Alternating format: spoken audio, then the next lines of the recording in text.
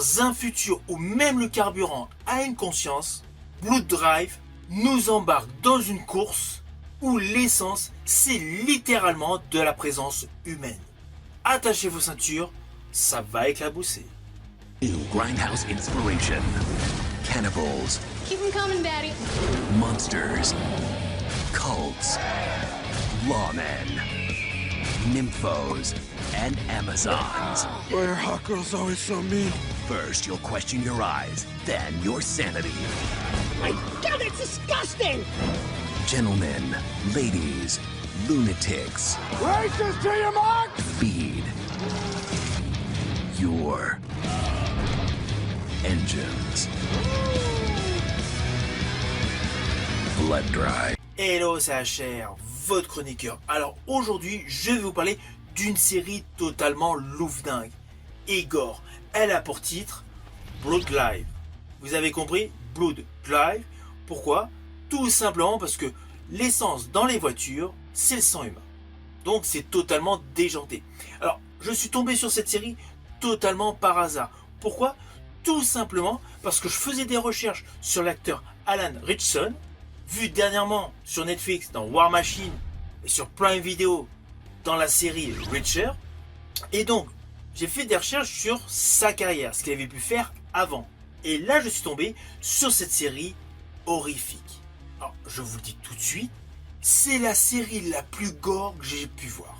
Naturellement, il faut que je vous en parle. Mais avant cela, n'oubliez pas, si vous n'êtes pas abonné, pensez à le faire. Pensez à la petite cloche pour le notif et à vos commentaires. Let's go! A cross-country death race, driven by blood. Those people were fuel. Bingo. Buckle up for a grindhouse-infected world so twisted, it has audiences crying. I can't believe that TV has come to this. Welcome to the nastiest road race in the world. Blood Drive. Alors cette série Blood Drive est sortie en 2017. Son créateur est James Rowland et elle est composée de 13 épisodes, environ 45 minutes chaque épisode. Elle est classée en action, horreur, science-fiction, gore et aventure.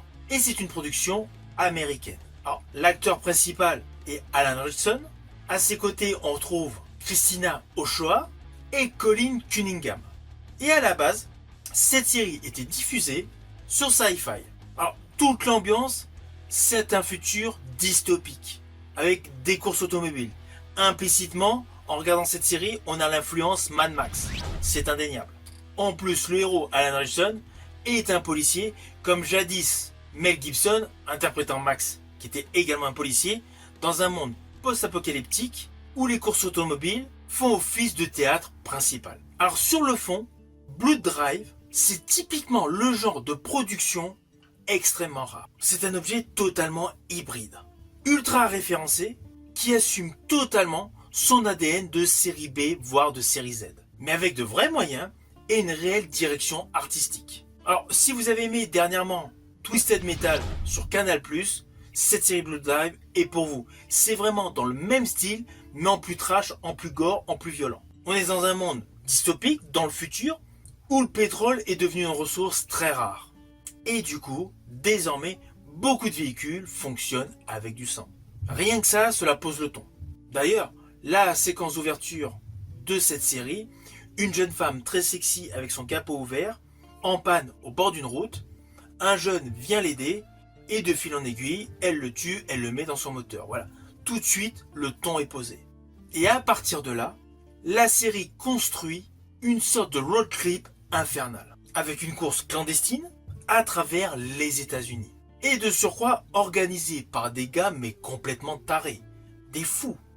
Et c'est ça justement ce qui est jubilatoire dans cette série. C'est qu'elle ne se contente pas uniquement d'être gore pour être gore, elle s'inscrit dans un registre totalement déjanté, avec un côté visuel très excessif, où chaque épisode est construit comme un mini-film. Alors oui, il y a le fil conducteur des 13 épisodes, c'est clair, mais en fait chaque épisode est une histoire complète, avec un côté cannibale, je pense à un fameux diner qui propose des burgers, et la viande hachée en fait burger, en fait c'est de l'humain. Il y a le côté des cultes totalement étranges, l'horreur organique, la satire sociale et un côté sexuel totalement débridé. Je pense principalement à une séquence dans un certain bus, où là cela part totalement en vrille. Ainsi, au fil des 13 épisodes, il y a une réelle créativité, mais pas dans le style que vous avez déjà pu voir au cœur d'une série. Alors évidemment, l'élément qui est vraiment mis en figure de proue au fil des 13 épisodes, c'est le gore.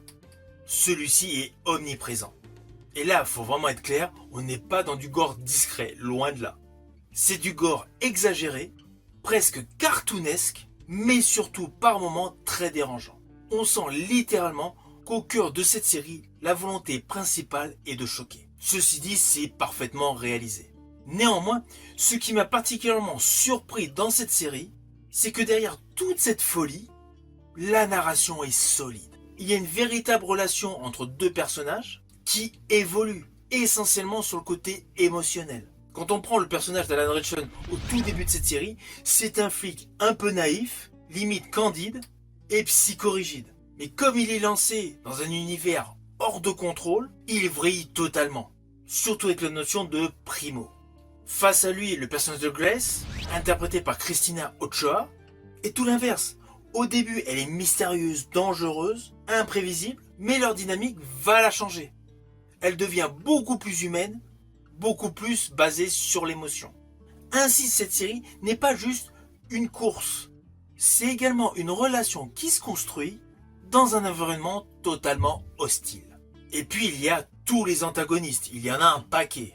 Et là, mention spéciale à Colin Cunningham, qui cabotine à fond avec son personnage de Slink. C'est typiquement le grand méchant qu'on adore détester. Il est excessif, théâtral, imprévisible. En fait, il apporte une véritable dimension de spectacle au cœur de cette série. Alors visuellement, Blood Drive est très marqué. Il y a le côté poussiéreux et désertique très inspiré de la saga des Mad Max, mais mélangé à des couleurs fuchsia, des néons, des ambiances beaucoup plus urbaines et un côté très glauque et très sexuel. Toute la série joue avec les couleurs, les textures et même les transitions façon vieux film. Par moments, on va pas se mentir, on a l'impression de regarder une vieille VHS des années 70. Puis on bascule sur quelque chose de beaucoup plus moderne. Je pense notamment dès qu'il y a les combats qui sont filmés par des robots. Oui, la notion de robot. En fait, c'est un vrai mélange de styles. Il y a aussi le thème du clonage, le thème de l'enlèvement, car à la base, le personnage de Grace recherche sa sœur. Qu'est-elle devenue? Évidemment, au final, on sait ce qu'elle est devenue. Mais voilà, en fait, il y a vraiment beaucoup d'histoires, beaucoup de genres, beaucoup de notions qui sont mélangées. Alors oui, les épisodes ne sont pas tous parfaits.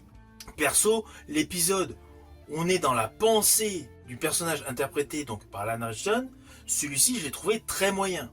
Je crois que ça doit être le 9e ou le 10e épisode. Mais le postulat est là. Cette série Blood Drive ne veut pas forcément plaire au même public du 1er au 13e épisode.